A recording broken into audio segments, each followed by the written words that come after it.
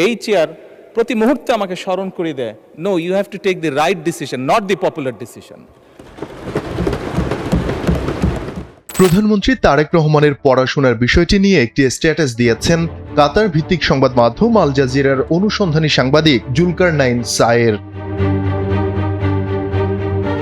স্ট্যাটাসে এই সাংবাদিক লিখেন, প্রধানমন্ত্রী তারেক রহমান কোন বিশ্ববিদ্যালয়ের ছাত্র ছিলেন, তিনি কি পড়াশোনা করেছেন, এসব নিয়ে পিণ্ডি না চটকায়ে খুঁজে বের করেন দেশের সংসদে দাঁড়িয়ে তিনি কতবার পতিত সরকার প্রধান ও তার পরিবারের সদস্যদের নিয়ে বিষোদ্গার করেছেন বা কটূক্তি করেছেন। জুলকারনাইন সায়ের আরো লিখেন, সংসদের কথাও যদি বাদ দেই তাহলে এটা খুঁজে বের করেন যে নির্বাচনী জনসভা বা নির্বাচন পরবর্তী সময়ে পাবলিক অ্যাড্রেসে কবে শেখ হাসিনা ও তার সন্তান বা মৃত পরিবারের সদস্যদের আক্রমণ বা হেয় করে কথা বলেছেন। পারফেক্ট ব্লেন্ডার ফ্রেশ মশলা, ভালোবাসার স্বাদ অটুট থাক।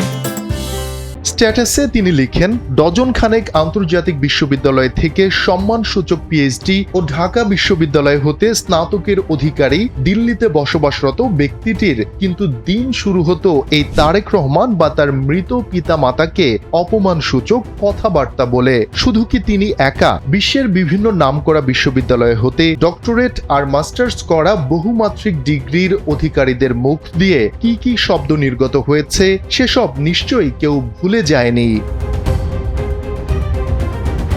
ওই স্ট্যাটাসের শেষ অংশে এই সাংবাদিক আরো লিখেন, সুতরাং কে কোথায় পড়েছে বা পড়েনি এই বহাস বাদ দিয়ে কে কতটা সভ্য ও মার্জিত সেটা চিহ্নিত করুন, খুব বেশি বেগ পেতে হবে না। শফিকুল ইসলাম শান্ত, এনপিবি।